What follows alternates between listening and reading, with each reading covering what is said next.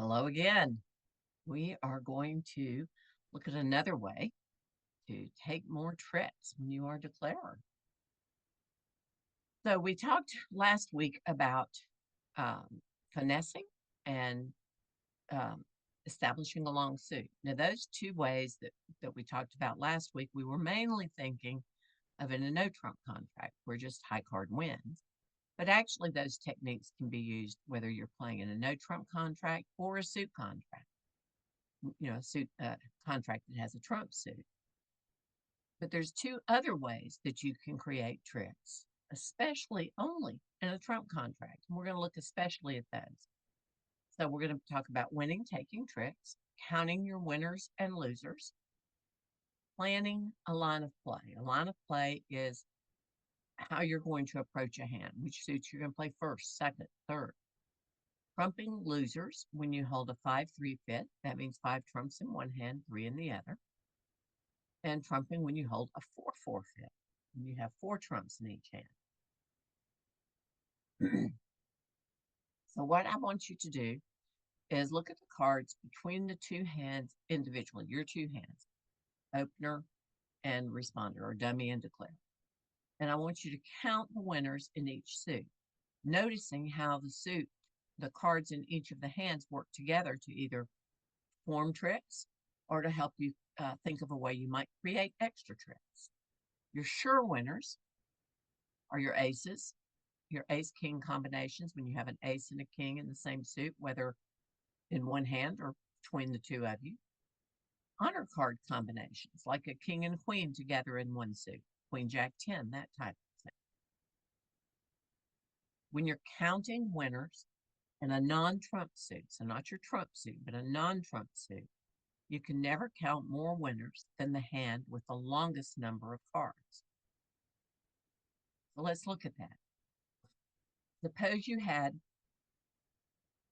this suit. You had the contract was clubs, clubs were trumps, but in hearts, you had the ace, the queen, the 10, and the 2 in one hand, and the king, jack, 4 in the second. How many heart winners would you have? Well, you can see that ace, king, queen, jack, 10, that's 5, and that's the highest ones. But what you have to remember is you're only going to be able to win 4 tricks because every time you lead a heart, you're going to have to follow with the other hand, right? So you would lead the king, and the king would take the 2. And you would always want to play the high card from the hand with shortness first. So we have cards in both hands. One of the hands has a shorter number of cards than the second hand. So we would play the high card from the hand with shortness first. Now that doesn't mean that we have to lead the king. We could play the 2 from the dummy hand to the king. That's the same thing. We're just going to cash that one, play that card first. Probable winners are winners that you expect you are going to have. So what are your probable winners here? Between your two hands, you have 8 clubs. The opponent's cards will most likely split 3 in one hand, 2 in the other. So after 3 rounds of the suit have been played, the 4th card is likely to be a winner. Any cards after 3 rounds have been played should become winners. We're going to practice that. Remember, look at the cards in each suit between your two hands individually. You're going to count sure and mathematically probable winners in each suit, anything over 60%. Don't count possible tricks as winners. If you need a finesse to win a trick, we wouldn't count it. So when we start practicing, that's how you're going to think about the winners in your hand between those two suits. But there's another aspect to it, right? We're also going to have losers, cards that are not going to win a trick. Not only are they not going to win a trick, when the opponents lead that suit, they're going to win. When you're counting your losers, one of the things to keep in mind is what number of tricks can I afford to lose and still make my contract? When you count your probable losers, use the percentages. When playing a trump hand, never count more losers than the number of cards in the shortest hand. You can never have more losers than the hand with the fewest number of cards. What does that mean? So here, if you had clubs for trumps and you had these cards, what are your possible losers? What do you think you might lose? Well, I think I might lose the king of clubs. That was certainly possible. But I do have 8 clubs between my 2 hands. So after I play 3 rounds of clubs, my 4th club should be a winner. So I think I'll lose the king, or I have to think I might lose the king. But that's the only possible losers that I think I might have. What if we didn't have the jack? How does that change things? Well, now we only have 7 clubs, right? And we're missing the king. So we know we have to lose the king. And since clubs will probably split 4 in one hand, 2 in the other, we might lose to the jack as well. So we probably have 2 losers. So it's all about how the cards interplay with each other. You really have to mentally kind of put those cards together and see what you're missing. So let's give it a try.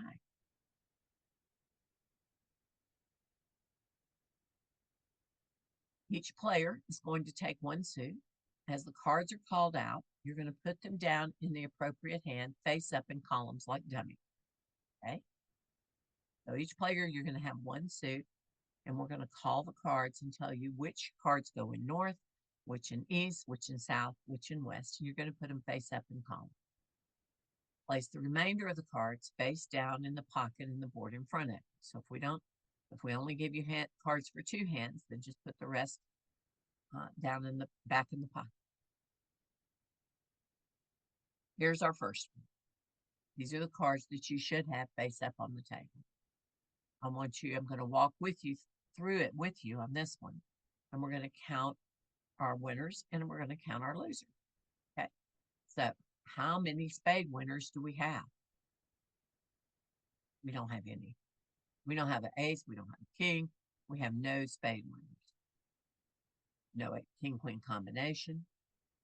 What about losers? How many losers do we have? Well, remember, our contract is clubs, right? So we're only going to have 1 loser in spades. Once the ace is played and the 8 is gone from the south hand, we can trump any other time that spades are led. So after that 8 of spades is gone, if one of the opponents plays like the king of spades, we're not going to let them win it, are we? No, we're going to trump it. What about in hearts? We have 1 winner, the ace. And what about our losers? We have 0 losers because once we play the ace, the 3 up in the north hand will go underneath the ace. And if we lead a heart, or if one of the opponents plays the king of hearts, we can trump with the 2 of clubs. So we're not going to lose any hearts.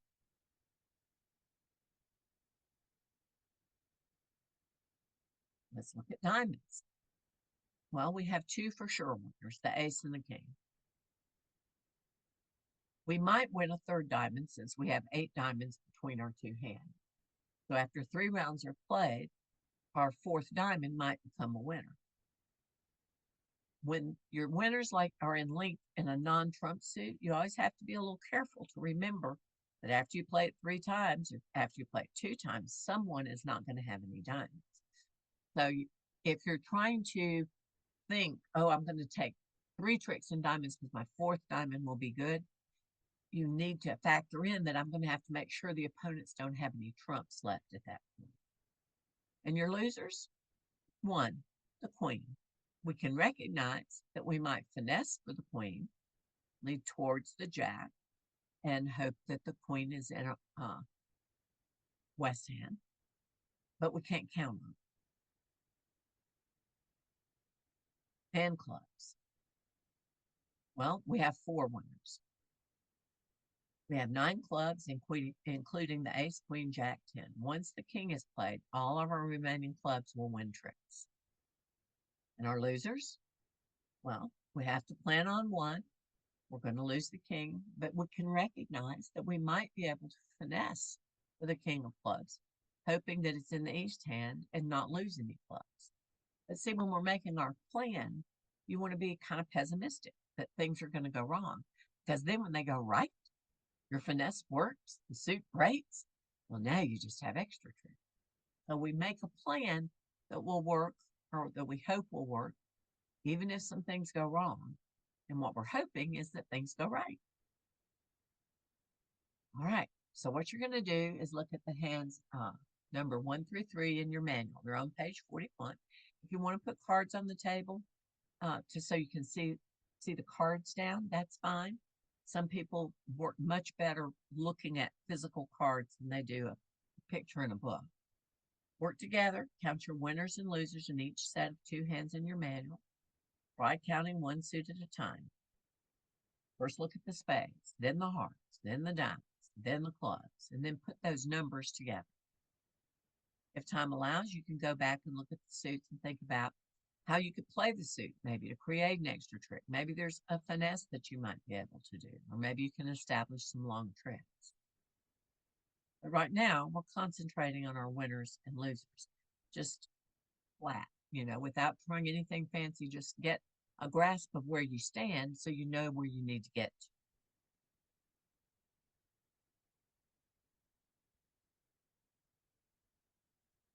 All right. So you might recognize this firsthand. We just did it together, didn't we?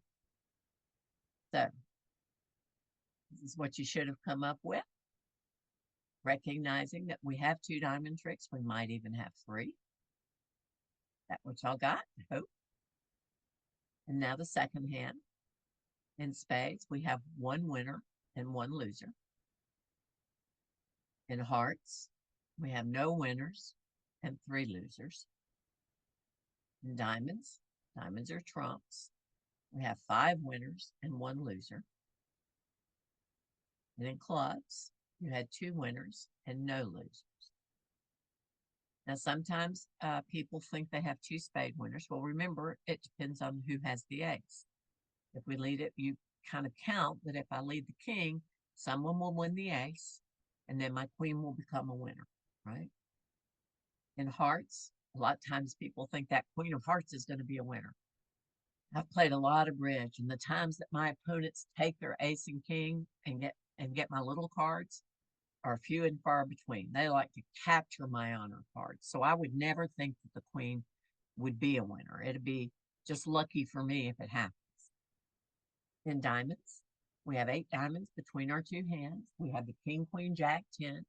So once the ace is gone, the remaining diamonds I have will be good, will be winners. And in clubs, I have the ace, excuse me. In clubs, I have the ace and king. That's my 2 winners.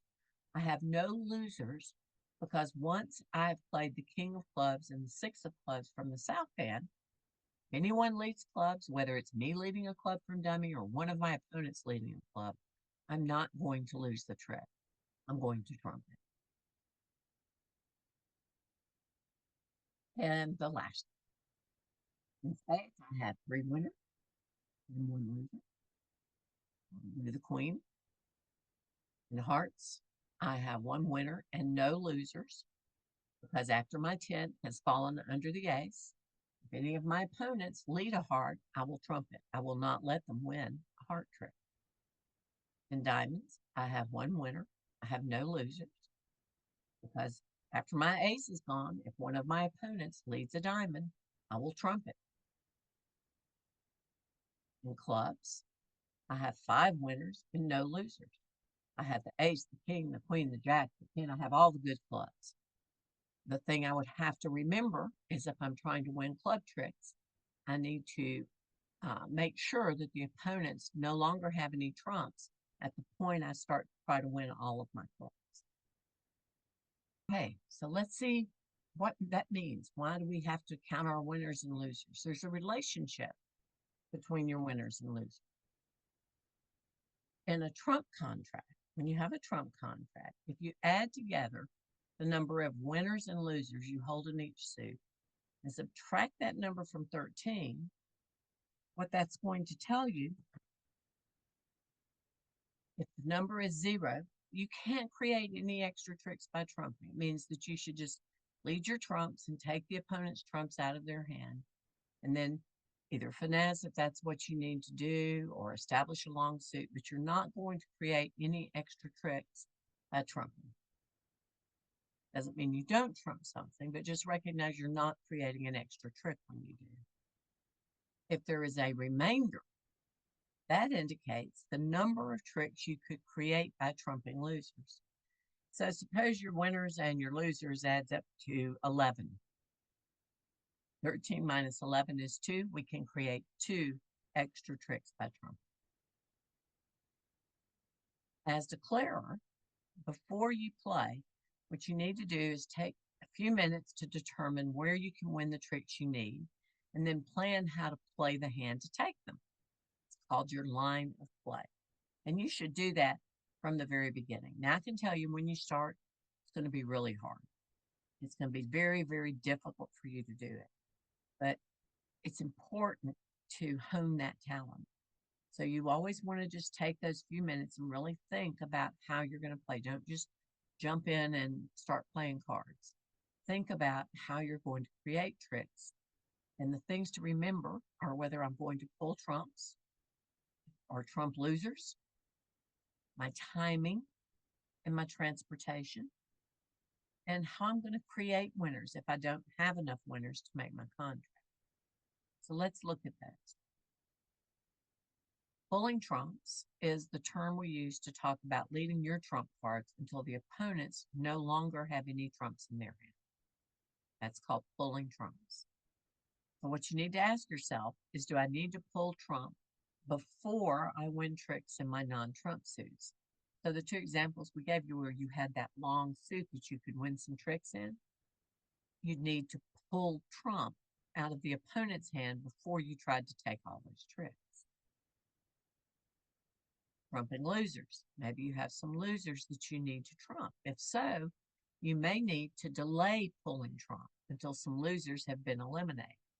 So you might lead those play those losing cards and trump them before you pull trumps, before you take the trumps for the opponent's hand. Remember, when you're pulling trumps and taking them from the opponent's hand, remember, when you're pulling trumps, you're also taking, when you're taking from the opponent's hand, you're also taking trumps from your hands as well, right? Deciding when to play each suit, that's your timing. Timing is the decision about which suits you want to play first and which ones to play later in the hand. So you need to always ask yourself, do I need to play my clubs first or should I play trumps first? Should I pull trumps before I play this long suit? That's your timing, deciding about which suits to play first. And your transportation. Transportation is the method by how declarer moves between dummy and his hand, and it's often critical to lead towards certain high cards and to lead suits at the right time, your timing, to maximize your ability to take tricks.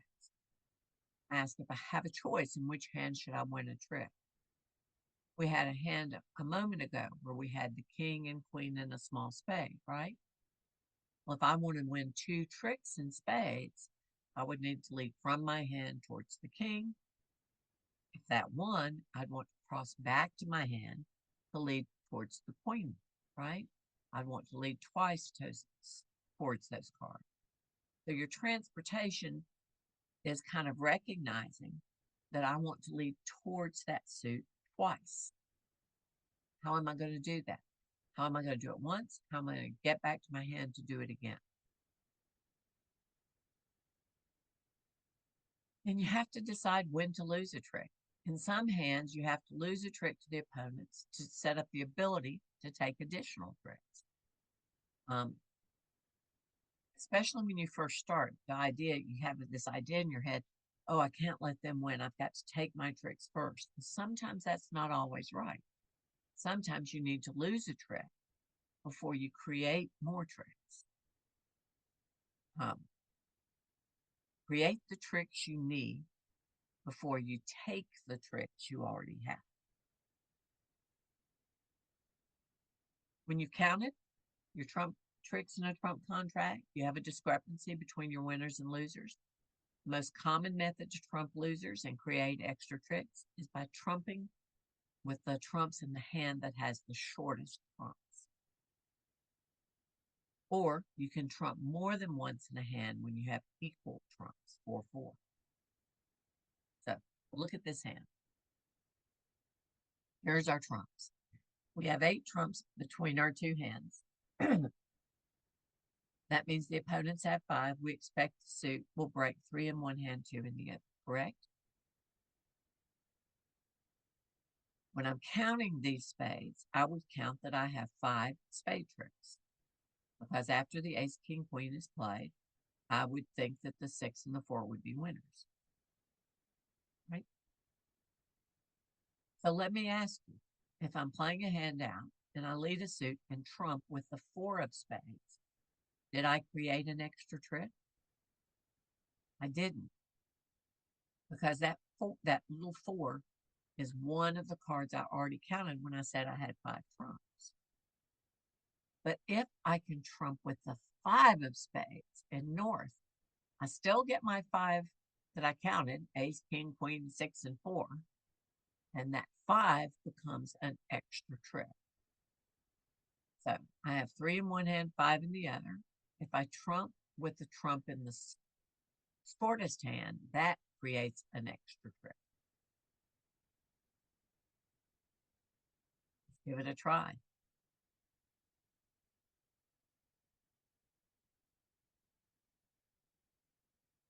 Now 4-4 fits a little bit different.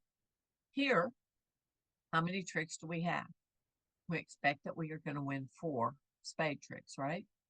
Yay. But what we should know is after we've played the ace and king and queen, the opponents will no longer have any trumps. We'll be left with 1 trump in the south hand and 1 trump in the north hand. So actually, when you have a 4-4 fit, you should recognize that once you've pulled all their trumps, you're not going to play lead trumps again. So you're going to be left with 1 trump in north, 1 trump in south. And you'll take those separately. So we kind of know when we're in a 4-4 fit that we have a potential to win 5 tricks pretty easily. It just worked that way. After 3 rounds, the opponents will no longer have any trumps. I'll have 1 left in each hand. So if I trump with one of those, that's not really an extra trick. It's kind of an expected trick. But what if I trump with the 4 of spades and the 5 of spades? So I trump twice in the south hand. I'm still going to get the ace, the king, the queen, and the jack. So I'll still win those 4 with the queen and jack playing underneath that 8 and 7, right? Or on top of the 8, 7.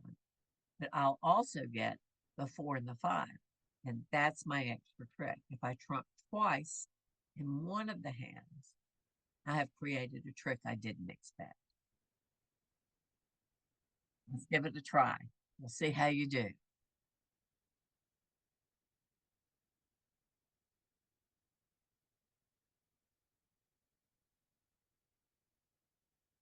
How did you do? Did you take some extra tricks? I hope so. All right. Things to think about every single time you play. The percentages. Counting your winners, the number of tricks you have, and the number you need to make your contract. Where are those going to come from? Count your losers, the number of losers you can identify, and the number of tricks you can afford to lose and still make your contract. Your timing, your transportation. Those are all really important. And there's a tendency, especially when you're new, to just jump into a hand and start playing. If you'll just give it a few minutes right at the very beginning, you'll be amazed how much easier it is to win tricks and play these hands out. And if you can, more tricks is always better. If you can safely create more tricks, that's just great. I have really enjoyed this. I hope y'all are going to have fun playing. Sure and get back with me if there's anything I can do to teach y'all some more or help you out. Have fun. Bridge is supposed to be fun, and it is.